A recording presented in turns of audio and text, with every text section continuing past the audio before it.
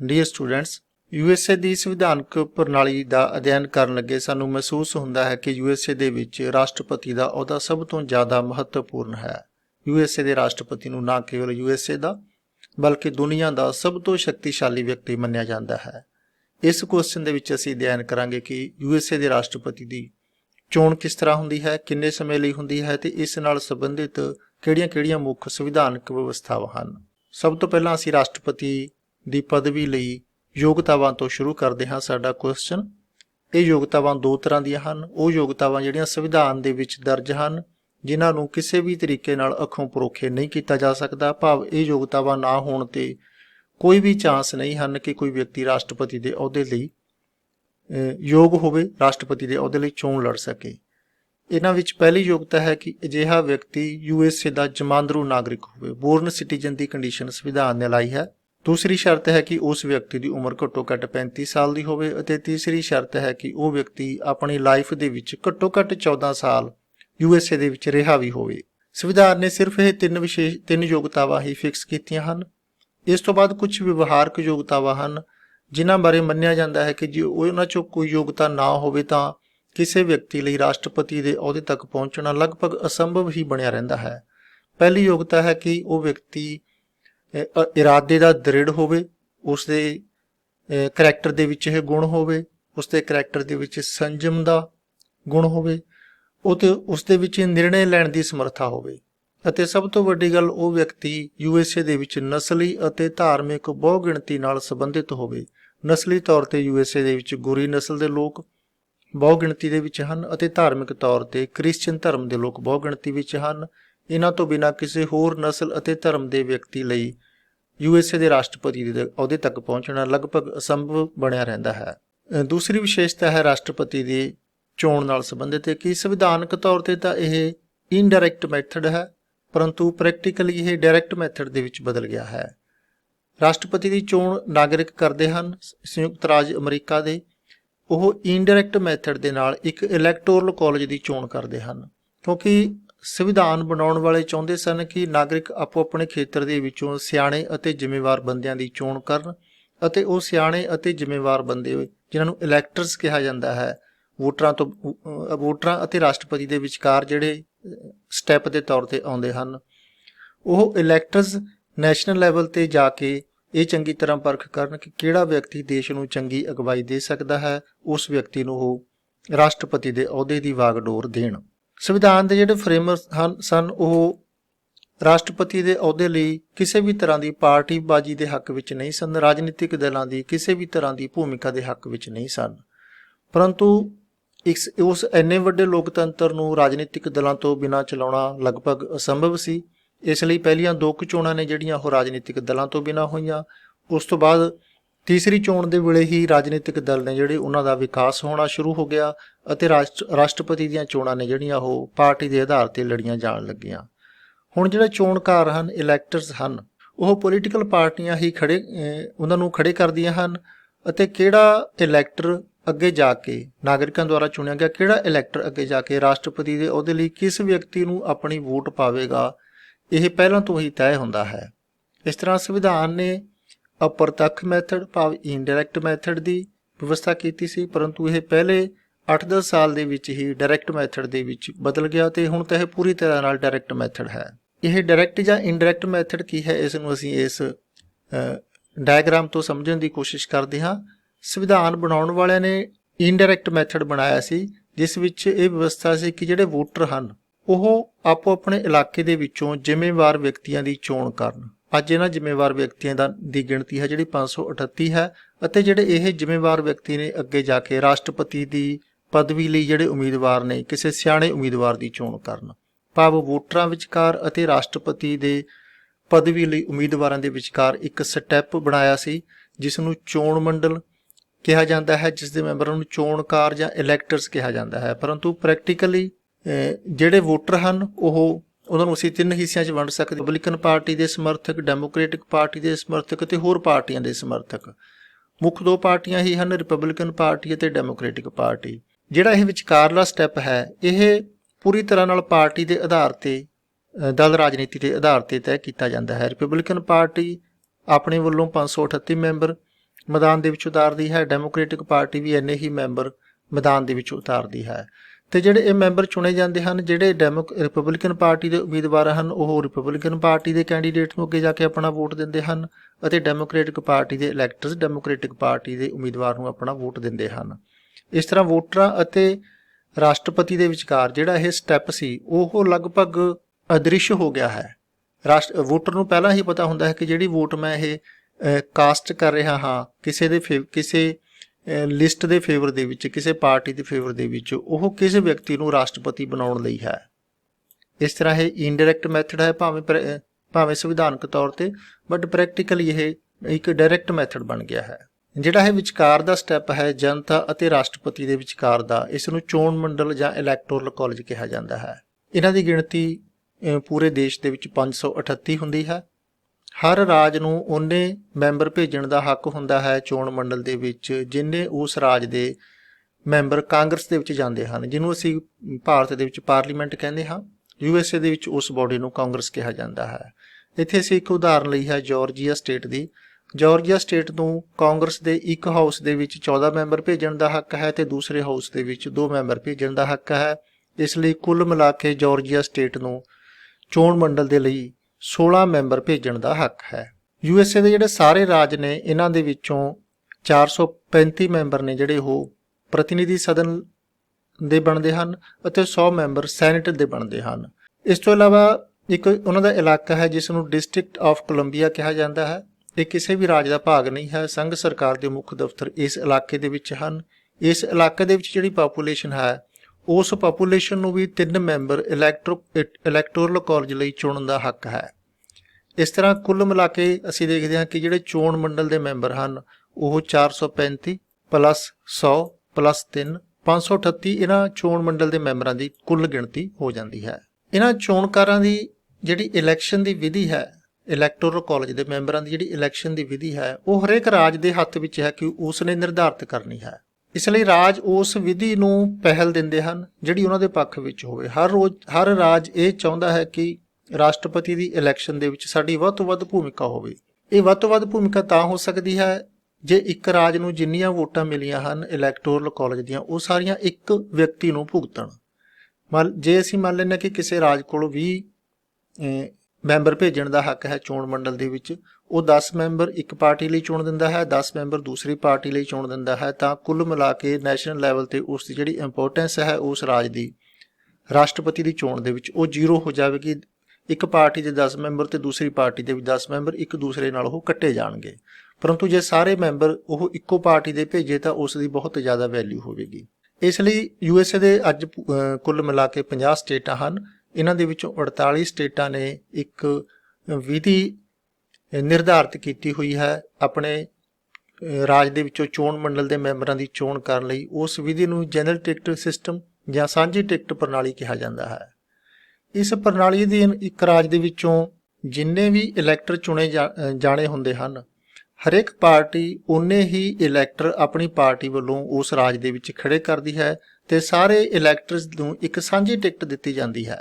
ਤੇ ਜਿਹੜਾ ਵੋਟਰ ਹੈ ਉਹ ਆਪਣੀ ਵੋਟ ਕਿਸੇ ਇੱਕ ਕੈਂਡੀਡੇਟ ਨੂੰ ਨਹੀਂ ਪਾਉਂਦਾ, ਉਹ ਕਿਸੇ ਇੱਕ ਪਾਰਟੀ ਦੁਆਰਾ ਖੜੇ ਕੀਤੇ ਗਏ ਸਾਰੇ ਹੀ ਇਲੈਕਟਰਸ ਦੇ ਕੈਂਡੀਡੇਟ ਨੂੰ ਪਾਉਂਦਾ ਹੈ। ਸਾਰੇ ਹੀ ਜੇ ਕਿਸੇ ਰਾਜ ਦੇ ਵਿੱਚ 20 ਸੀਟਾਂ ਹਨ ਚੋਣ ਮੰਡਲ ਦੀਆਂ, ਤਾਂ ਹਰ ਪਾਰਟੀ 20 ਮੈਂਬਰਾਂ ਦੀ ਲਿਸਟ ਜਾਰੀ ਕਰੇਗੀ ਤੇ ਵੋਟਰ ਹੈ ਜਿਹੜਾ ਉਹ ਕਿਸੇ ਵੀ ਪਾਰਟੀ ਦੇ ਮੈਂਬਰਾਂ ਨੂੰ ਵੋਟ ਪਾਵੇ, ਉਹ 20 ਦੇ 20 ਮੈਂਬਰਾਂ ਨੂੰ ਵੋਟ ਪਾਵੇਗਾ, ਕਿਸੇ ਇੱਕ ਇੰਡੀਵਿਜੂਅਲ ਕੈਂਡੀਡੇਟ ਨੂੰ ਵੋਟ ਨਹੀਂ ਪਾਵੇਗਾ।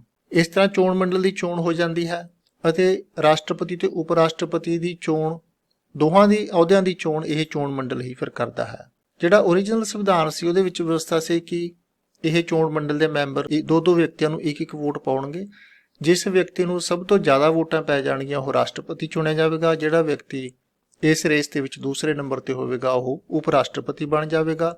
ਪਰੰਤੂ ਇਹਦੇ ਵਿੱਚ ਕੁਝ ਟੈਕਨੀਕਲ ਪ੍ਰੋਬਲਮਸ ਆਈਆਂ। ਇਸ ਤਰ੍ਹਾਂ ਫਿਰ ਸੰਵਿਧਾਨਕ ਸੋਧ ਹੋਈ, 12ਵੀਂ ਸੰਵਿਧਾਨਕ ਸੋਧ। ਇਸ ਤੋਂ ਬਾਅਦ ਹੁਣ ਹਰੇਕ ਚੋਣਕਾਰ 2 ਵੋਟਾਂ ਪਾਉਂਦਾ ਹੈ ਅਤੇ ਸਪੈਸੀਫਾਈ ਕਰਦਾ ਹੈ ਕਿ ਇਹ ਵੋਟ ਮੇਰੀ ਰਾਸ਼ਟਰਪਤੀ ਦੇ ਅਹੁਦੇ ਲਈ ਹੈ, ਇਹ ਵੋਟ ਮੇਰੀ ਉਪ ਰਾਸ਼ਟਰਪਤੀ ਦੇ ਅਹੁਦੇ ਲਈ ਹੈ। ਦੋਨੇ ਵੋਟਾਂ ਵੱਖੋ ਵੱਖਰੀਆਂ ਹੁੰਦੀਆਂ ਹਨ ਤੇ ਦੋਨਾਂ ਹੀ ਵੋਟਾਂ ਦੀ ਗਿਣਤੀ ਵੱਖਰੀ ਹੁੰਦੀ ਹੈ। ਰਾਸ਼ਟਰਪਤੀ ਦੇ ਕੇਸ ਦੇ ਵਿੱਚ ਜਿਹਨੂੰ ਜਿਹੜਾ ਮੈਜੋਰਟੀ ਪ੍ਰਾਪਤ ਕਰਦਾ ਹੈ ਉਹ ਰਾਸ਼ਟਰਪਤੀ ਬਣਦਾ ਹੈ। ਉਪ ਰਾਸ਼ਟਰਪਤੀ ਦੇ ਕੇਸ 'ਚ ਜਿਹੜਾ ਮੈਜੋਰਟੀ ਪ੍ਰਾਪਤ ਕਰਦਾ ਹੈ ਉਹ ਉਪ ਰਾਸ਼ਟਰਪਤੀ ਬਣਦਾ ਹੈ।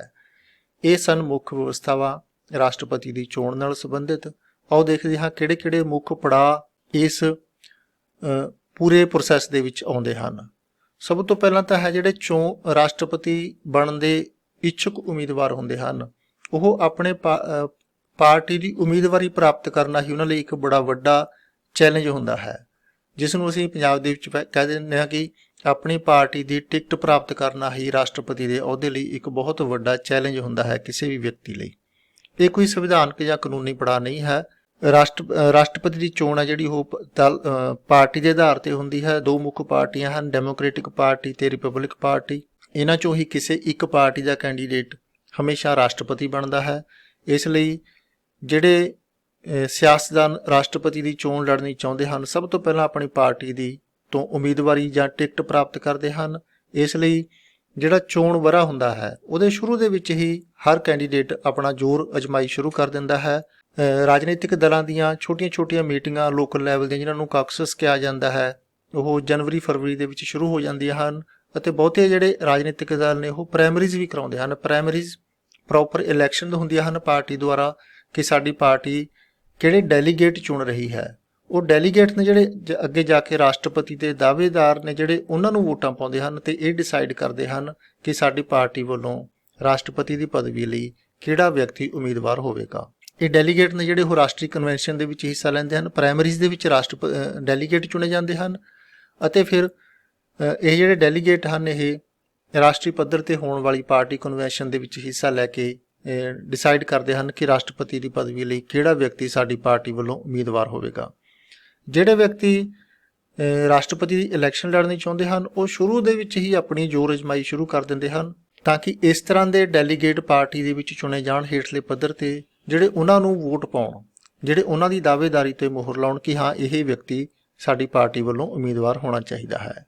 ਜਦੋਂ ਪਾਰਟੀ ਦੁਆਰਾ ਕੈਂਡੀਡੇਟ ਆਪਣਾ ਨਿਸ਼ਚਿਤ ਕਰ ਲਿਆ ਜਾਂਦਾ ਹੈ ਨੈਸ਼ਨਲ ਕਨਵੈਨਸ਼ਨ ਦੇ ਵਿੱਚ, ਫਿਰ ਚੋਣ ਮੁਹਿੰਮ ਸ਼ੁਰੂ ਹੋ ਜਾਂਦੀ ਹੈ। ਇਹ ਚੋਣ ਮੁਹਿੰਮ ਉਸ ਵਿਅਕਤੀ ਦੀ ਅਗਵਾਈ ਵਿੱਚ ਹੁੰਦੀ ਹੈ ਜਿਹੜੇ ਵਿਅਕਤੀ ਨੂੰ ਪਾਰਟੀ ਨੇ ਆਪਣਾ ਉਮੀਦਵਾਰ ਬਣਾਇਆ ਹੈ। ਸਾਰੀ ਪਾਰਟੀ ਫਿਰ ਸਾਰੇ ਭੇਦਭਾਵ ਛੱਡ ਕੇ ਰਾਸ਼ਟਰਪਤੀ ਦੀ ਪਦਵੀ ਲਈ ਜਿਹਨੇ ਉਮੀਦਵਾਰੀ ਪ੍ਰਾਪਤ ਕੀਤੀ ਹੁੰਦੀ ਹੈ, ਜਿਹੜੇ ਵਿਅਕਤੀ ਨੇ, ਉਸ ਦੀ ਸਪੋਰਟ ਦੇ ਵਿੱਚ ਜੁਟ ਜਾਂਦੀ ਹੈ। ਸਾਰੀ ਪਾਰਟੀ ਉਸ ਵਿਅਕਤੀ ਦੀ ਅਗਵਾਈ ਦੇ ਵਿੱਚ ਦਿਨ ਰਾਤ ਇੱਕ ਕਰ ਦਿੰਦੀ ਹੈ।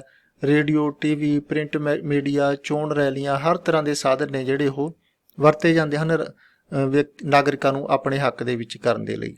ਇਹ ਚੋਣ ਪ੍ਰਚਾਰ ਹੋਣ ਤੋਂ ਬਾਅਦ ਚੋਣ ਮੰਡਲ ਦੀ ਚੋਣ ਹੁੰਦੀ ਹੈ। ਜਿਹੜੇ 538 ਮੈਂਬਰ ਚੁਣੇ ਜਾਣੇ ਹੁੰਦੇ ਹਨ ਉਹਨਾਂ ਦੀ ਚੋਣ ਹੁੰਦੀ ਹੈ। ਹਰ ਲੀਪ ਦੇ ਵਰ੍ਹੇ ਦੇ ਵਿੱਚ, ਹਰ ਚੌਥੇ ਸਾਲ ਲੀਪ ਦਾ ਵਰ੍ਹਾ ਆਉਂਦਾ ਹੈ। ਲੀਪ ਦੇ ਵਰ੍ਹੇ ਦੇ ਵਿੱਚ ਨਵੰਬਰ ਮਹੀਨੇ ਦੇ ਵਿੱਚ ਪਹਿਲੇ ਸੋਮਵਾਰ ਤੋਂ ਬਾਅਦ ਆਉਣ ਵਾਲੇ ਪਹਿਲੇ ਮੰਗਲਵਾਰ ਦੇ ਦਿਨ ਆਮ ਲੋਕ ਨੇ ਜਿਹੜੇ ਉਹ ਵੋਟਾਂ ਪਾਉਂਦੇ ਹਨ 538 ਮੈਂਬਰਾਂ ਦੀ ਚੋਣ ਲਈ ਜਾਂ ਇਲੈਕਟੋਰਲ ਕਾਲਜ ਦੀ ਚੋਣ ਲਈ। ਪੰਜਾਬ ਦੇ ਵਿੱਚੋਂ 48 ਰਾਜਾਂ ਨੇ ਜਨਰਲ ਟਿਕਟ ਦਾ ਸਿਸਟਮ ਅਪਣਾਇਆ ਹੋਇਆ ਹੈ। ਇਸ ਲਈ ਜਿਹੜੇ ਵੋਟਰ ਹਨ ਉਹ ਪੂਰੀ ਦੀ ਪੂਰੀ ਲਿਸਟ ਨੂੰ ਵੋਟ ਪਾਉਂਦੇ ਹਨ। ਇਸ ਲਿਸਟ ਨੂੰ ਜਾਂ ਜਿਸ ਪਾਰਟੀ ਨੂੰ ਇੱਕ ਵੀ ਵੋਟ ਜ਼ਿਆਦਾ ਮਿਲ ਜਾਂਦੀ ਹੈ ਉਸ ਸਟੇਟ ਦੇ ਵਿੱਚੋਂ ਸਾਰੇ ਦੇ ਸਾਰੇ ਮੈਂਬਰ ਨੇ ਜਿਹੜੇ ਉਸ ਪਾਰਟੀ ਨਾਲ ਸੰਬੰਧਿਤ ਹੀ ਅੱਗੇ ਜਾਂਦੇ ਹਨ ਰਾਸ਼ਟਰਪਤੀ ਦੀ ਚੋਣ ਲਈ। ਸੰਵਿਧਾਨ ਨਿਰਮਾਤਾਵਾਂ ਨੇ ਤਾਂ ਇਹ ਚੋਣ ਮੰਡਲ ਵਾਲੀ ਵਿਧੀ ਇਸ ਲਈ ਅਪਣਾਈ ਸੀ ਕਿ ਚੋਣਕਾਰ ਆਪਣੀ ਸੁਤੰਤਰ ਇੱਛਾ ਨਾਲ ਰਾਸ਼ਟਰਪਤੀ ਨੂੰ ਚੁਣਨ। ਆਮ ਲੋਕ ਨੇ ਜਿਹੜੇ ਚੋਣਕਾਰਾਂ ਨੂੰ ਚੁਣਨ, ਚੋਣਕਾਰ ਫ੍ਰੀ ਹੋ ਕੇ ਕਿਸੇ ਸਿਆਣੇ ਬੰਦੇ ਨੂੰ, ਜ਼ਿੰਮੇਵਾਰ ਵਿਅਕਤੀ ਨੂੰ ਰਾਸ਼ਟਰਪਤੀ ਚੁਣਨ। ਪਰ ਕਿਉਂਕਿ ਹੁਣ ਪਾਰਟੀ ਦੇ ਆਧਾਰ ਤੇ ਚੋਣ ਹੁੰਦੀ ਹੈ, ਇਸ ਲਈ ਜਿਸ ਪਾਰਟੀ ਦੇ ਇਲੈਕਟਰਸ ਚੁਣੇ ਜਾਂਦੇ ਹਨ, ਇਲੈਕਟੋਰਲ ਕਾਲਜ ਜਿਸ ਪਾਰਟੀ ਦੇ ਫੇਵਰ ਦੇ ਵਿੱਚ ਚੁਣਿਆ ਜਾਂਦਾ ਹੈ, ਸਾਰੀ ਦੁਨੀਆ ਨੂੰ ਪਤਾ ਲੱਗ ਜਾਂਦਾ ਹੈ ਕਿ ਅੱਗੇ ਰਾਸ਼ਟਰਪਤੀ ਕੌਣ ਬਣਨ ਜਾ ਰਿਹਾ ਹੈ। ਚੋਣ ਮੰਡਲ ਦੀ ਚੋਣ ਹੁਣ ਕੇਵਲ ਇੱਕ ਰਸਮ ਰਹਿ ਗਈ ਹੈ। ਉਸ ਦਾ ਅੰਦਾਜ਼ਾ ਅਸੀਂ ਇਸ ਤੱਥ ਤੋਂ ਲਾ ਸਕਦੇ ਹਾਂ ਕਿ ਬਹੁਤੇ ਰਾਜਾਂ ਦੇ ਵਿੱਚ ਚੋਣ ਮੰਡਲ ਦੇ ਮੈਂਬਰਾਂ ਦਾ ਨਾਂ ਵੀ ਨਹੀਂ ਹੁੰਦਾ ਬੈਲਟ ਪੇਪਰ ਤੇ। ਸਿਰਫ ਰਾਸ਼ਟਰਪਤੀ ਤੇ ਉਪ ਰਾਸ਼ਟਰਪਤੀ ਦੀ ਪਦਵੀ ਦੇ ਜਿਹੜੇ ਉਮੀਦਵਾਰ ਹੁੰਦੇ ਹਨ ਉਹਨਾਂ ਦਾ ਹੀ ਨਾਮ ਹੁੰਦਾ ਹੈ। ਇਸ ਤਰ੍ਹਾਂ ਚੋਣ ਮੰਡਲ ਹੈ ਜਿਹੜਾ ਉਸ ਦੀ ਕੋਈ ਬਹੁਤੀ ਭੂਮਿਕਾ ਨਹੀਂ ਰਹੀ। ਚੋਣ ਦਾ ਦਿਨ ਥੋੜਾ ਕੰਪਲਿਕੇਟਡ ਹੈ, ਉਸ ਨੂੰ ਅਸੀਂ ਇਸ ਕੈਲੰਡਰ ਤੋਂ ਸਮਝਣ ਦੀ ਕੋਸ਼ਿਸ਼ ਕਰਦੇ ਹਾਂ। ਲੀਪ ਦੇ ਵਰ੍ਹੇ ਦੇ ਵਿੱਚ ਨਵੰਬਰ ਦੇ ਮਹੀਨੇ ਦੇ ਵਿੱਚ ਆਉਣ ਵਾਲੇ ਪਹਿਲੇ ਸੋਮਵਾਰ ਨੂੰ ਰੈਫਰੈਂਸ ਡੇ ਬਣਾਇਆ ਗਿਆ ਹੈ। ਇਸ ਰੈਫਰੈਂਸ ਡੇ ਤੋਂ ਬਾਅਦ ਪਹਿਲੇ ਸੋਮਵਾਰ ਤੋਂ ਬਾਅਦ ਜਿਹੜਾ ਪਹਿਲਾ ਮੰਗਲਵਾਰ ਆਉਂਦਾ ਹੈ ਉਸ ਦਿਨ ਆਮ ਲੋਕ ਨੇ ਜਿਹੜੇ ਉਹ ਵੋਟਾਂ ਦੇ ਵਿੱਚ ਹਿੱਸਾ ਲੈਂਦੇ ਹਨ 538 ਮੈਂਬਰਾਂ ਦੀ ਚੋਣ ਲਈ। ਬੇਸ਼ੱਕ ਜਦੋਂ ਚੋਣਕਾਰ ਚੁਣੇ ਜਾਂਦੇ ਹਨ ਉਦੋਂ ਹੀ ਪਤਾ ਲੱਗ ਜਾਂਦਾ ਹੈ ਦੁਨੀਆ ਨੂੰ ਕਿ ਰਾਸ਼ਟਰਪਤੀ ਕੌਣ ਬਣਨ ਜਾ ਰਿਹਾ ਹੈ, ਪਰੰਤੂ ਫਿਰ ਵੀ ਜੋ ਰਸਮੀ ਚੋਣ ਹੈ ਉਹ ਚੋਣ ਮੰਡਲ ਦੇ ਮੈਂਬਰਾਂ ਦੁਆਰਾ ਕੀਤੀ ਜਾਂਦੀ ਹੈ।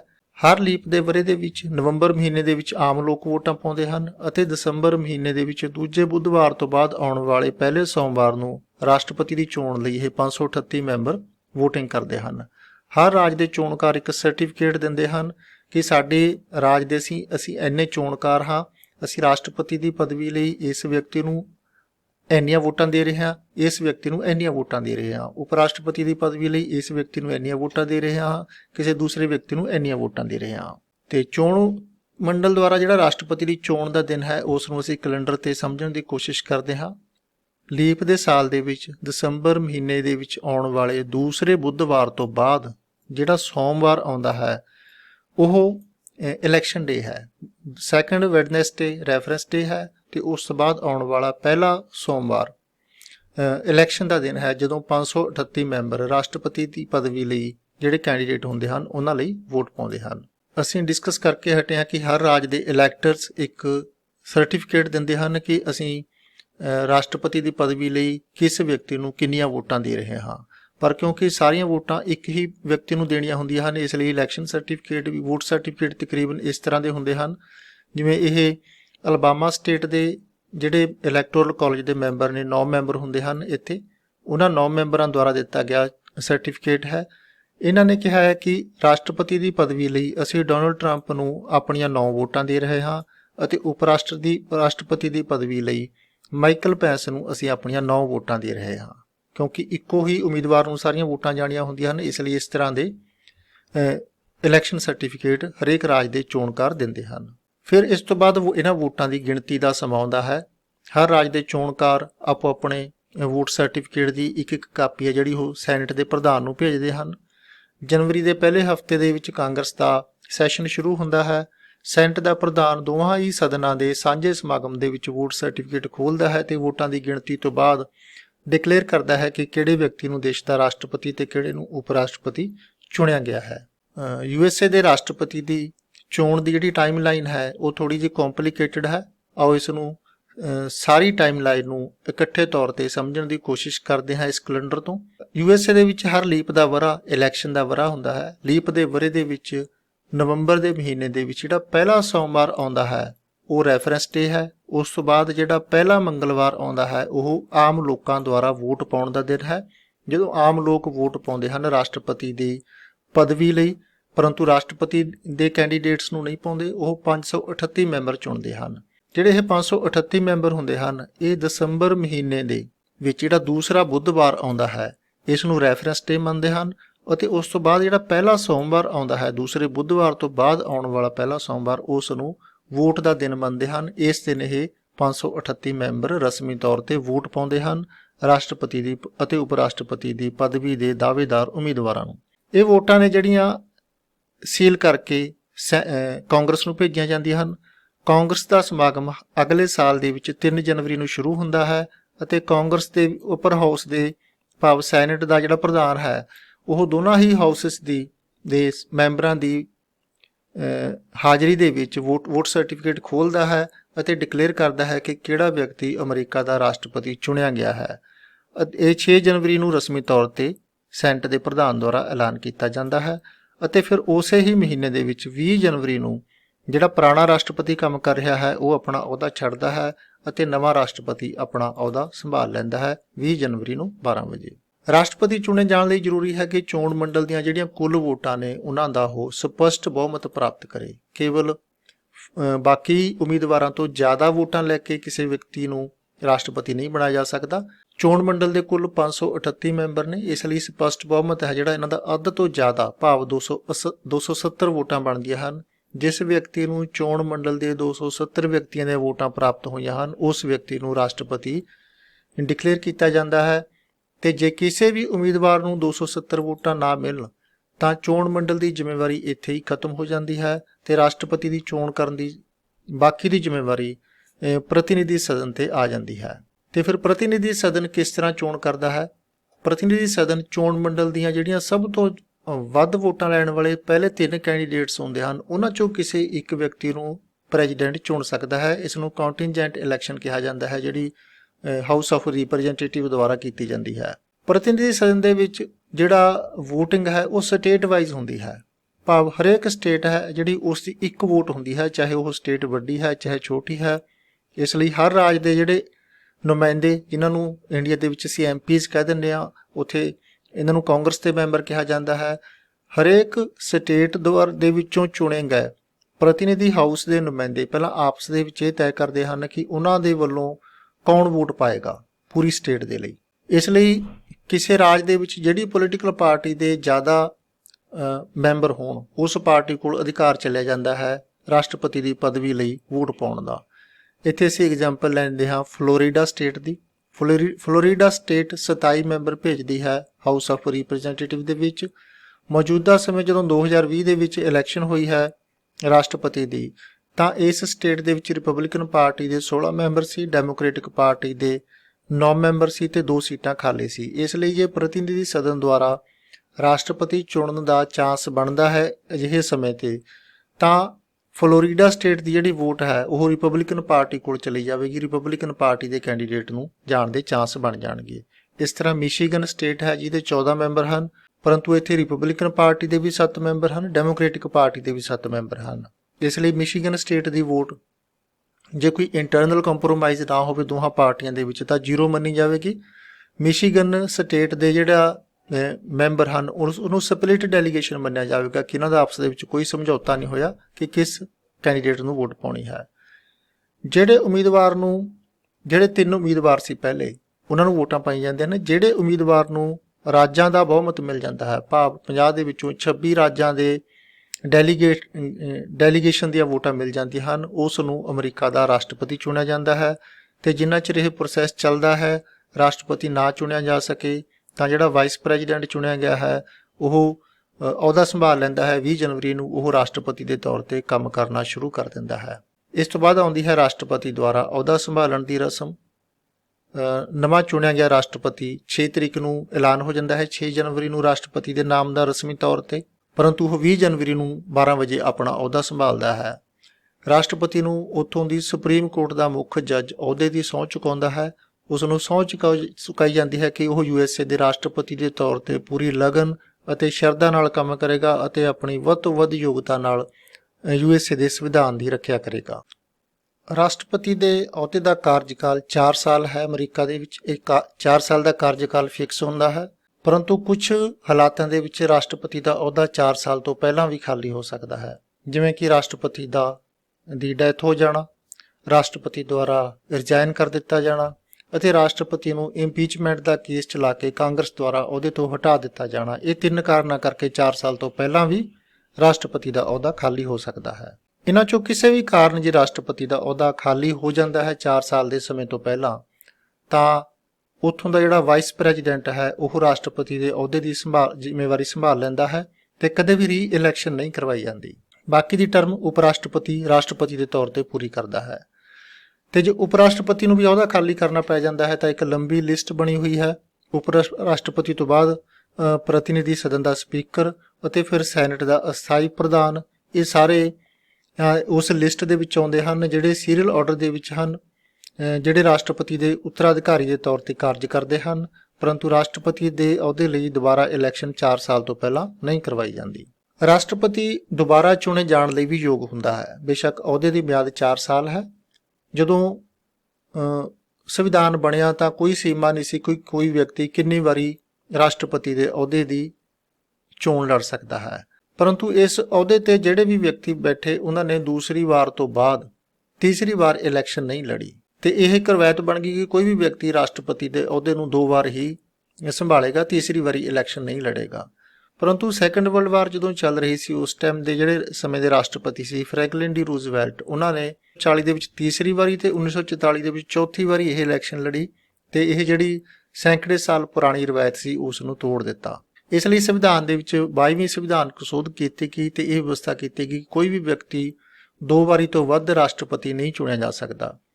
ਜੇ ਕਿਸੇ ਵਿਅਕਤੀ ਨੇ ਪਹਿਲਾਂ ਉਪ ਰਾਸ਼ਟਰਪਤੀ ਬਣਿਆ ਹੋਵੇ ਤੇ ਵਿੱਚ ਦੀ ਕੁਝ ਸਮਾਂ ਰਾਸ਼ਟਰਪਤੀ ਦੇ ਤੌਰ ਤੇ ਵੀ ਕੰਮ ਕੀਤਾ ਹੋਵੇ ਤਾਂ ਉਸ ਦੇ ਸਮੇਂ ਨੂੰ ਇਸ ਤਰ੍ਹਾਂ ਗਿਣਿਆ ਜਾਂਦਾ ਹੈ ਕਿ ਜੇ ਤਾਂ 2 ਸਾਲ ਤੋਂ ਜ਼ਿਆਦਾ ਸਮਾਂ ਵਾਈਸ ਪ੍ਰੈਜ਼ੀਡੈਂਟ ਨੇ ਪ੍ਰੈਜ਼ੀਡੈਂਟ ਦੇ ਤੌਰ ਤੇ ਕੰਮ ਕੀਤਾ ਤਾਂ ਉਸ ਨੂੰ ਰਾਸ਼ਟਰਪਤੀ ਦੀ ਪੂਰੀ ਟਰਮ ਮੰਨਿਆ ਜਾਵੇਗਾ।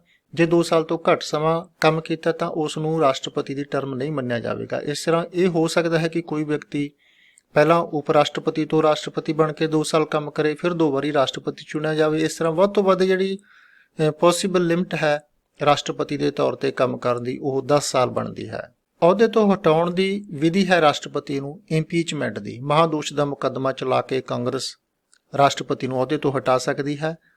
ਮਹਾਦੋਸ਼ ਦੇ ਆਧਾਰ ਦਿੱਤੇ ਗਏ ਹਨ ਸੰਵਿਧਾਨ ਦੇ ਵਿੱਚ ਦੇਸ਼ ਧਰੋਹ, ਰਿਸ਼ਵਤਖੋਰੀ, ਦੁਰਵਿਵਹਾਰ ਜਾਂ ਕੋਈ ਹੋਰ ਗੰਭੀਰ ਅਪਰਾਧ। ਐਸਾ ਮੁਕੱਦਮਾ ਪ੍ਰਤੀਨਿਧੀ ਸਦਨ ਦੇ ਵਿੱਚ ਆਰੰਭ ਕੀਤਾ ਜਾ ਸਕਦਾ ਹੈ। ਜੇ ਪ੍ਰਤੀਨਿਧੀ ਸਦਨ ਨੇ ਬਹਿਸ ਤੋਂ ਬਾਅਦ VOTING ਕੀਤੀ, ਸਿੰਪਲ ਮੈਜੋਰਟੀ ਦੇ ਨਾਲ ਪਾਸ ਕਰਤਾ ਉਸ ਨੂੰ, ਤਾਂ ਇਹ ਮੁਕੱਦਮਾ ਅਪਰ ਹਾਊਸ ਭਾਵ ਸੈਨੇਟ ਕੋਲ ਚਲਾ ਜਾਂਦਾ ਹੈ। ਜਦੋਂ ਸੈਨੇਟ ਮੁਕੱਦਮੇ ਦੀ ਸੁਣਵਾਈ ਕਰਦੀ ਹੈ ਤਾਂ ਸੈਨੇਟ ਅਦਾਲਤ ਦੇ ਰੂਪ ਦੇ ਵਿੱਚ ਬੈਠਦੀ ਹੈ ਤੇ USA ਦੀ ਸੁਪਰੀਮ ਕੋਰਟ ਦਾ ਮੁੱਖ ਜੱਜ ਸੈਨੇਟ ਦੀ ਮੀਟਿੰਗ ਦੀ ਪ੍ਰਧਾਨਗੀ ਕਰਦਾ ਹੈ।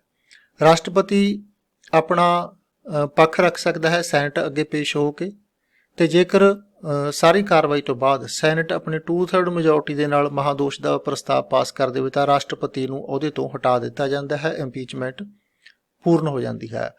ਹੁਣ ਤੱਕ ਜਿਹੜੇ ਰਾਸ਼ਟਰਪਤੀ ਮਹਾਦੋਸ਼ ਦਾ ਸਾਹਮਣਾ ਕਰਨ ਵਾਲੇ ਰਾਸ਼ਟਰਪਤੀ ਹਨ, ਉਹਨਾਂ ਦੇ ਵਿੱਚ ਸਭ ਤੋਂ ਪਹਿਲੇ ਸੀ ਐਂਡਰਿਊ ਜੌਨਸਨ। ਇਹਨਾਂ ਨੇ 1865 ਤੋਂ ਲੈ ਕੇ 1869 ਤੱਕ ਰਾਸ਼ਟਰਪਤੀ ਦੇ ਅਹੁਦੇ ਤੇ ਕੰਮ ਕੀਤਾ, ਪਰੰਤੂ ਮਹਾਦੋਸ਼ ਦਾ ਮੁਕੱਦਮਾ ਸ਼ੁਰੂ ਹੋਇਆ ਸੀ ਪਰੰਤੂ ਪਾਸ ਨਹੀਂ ਹੋਇਆ। ਦੂਸਰੇ ਨੰਬਰ ਤੇ ਹਨ ਰਿਚਰਡ ਨਿਕਸਨ।